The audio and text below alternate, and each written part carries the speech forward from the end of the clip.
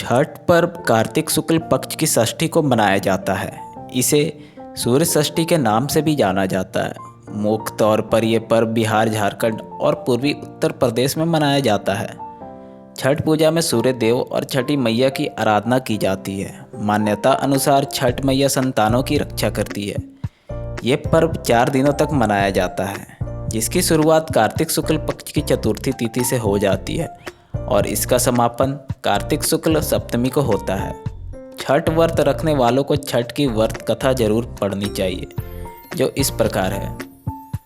पौराणिक मान्यता अनुसार प्रियव्रत नाम के राजा थे, जिनकी पत्नी का नाम मालिनी था।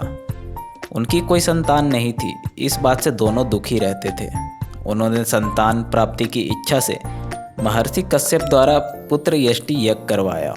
यज्ञ संपन्न करने के बाद महर्षि ने राजा प्रियव्रत की पत्नी मालिनी को खीर दी।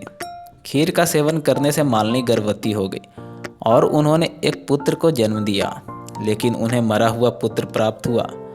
राजा को बहुत दुख हुआ। उन्होंने निराश होकर आत्महत्या का मन बना लिया। जैसे ही राजा ने आत्महत्या करने की कोशिश की, उनके सामने भगवान की मानस पुत्री देवसेना प्रकट हुई। उन्होंने राजा से कहा, मैं षष्ठी हूँ और मैं लोगों को पुत्र का सौभाग्य प्रदान करती हूँ। इसके साथ ही जो लोग मेरी सच्चे मन से आराधना करते हैं, मैं उनकी सभी मनोकामना पूर्ण करती हूँ। यदि राजन तुम मेरी विधि विधान पूजा करोगे तो मैं तुम्हें पुत्र रत्न का वरदान दूंगी।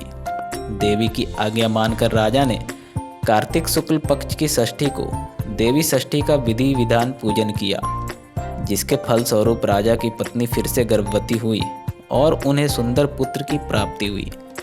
ऐसा माना जाता है, तभी से छठ पर्व मनाया जाने लगा।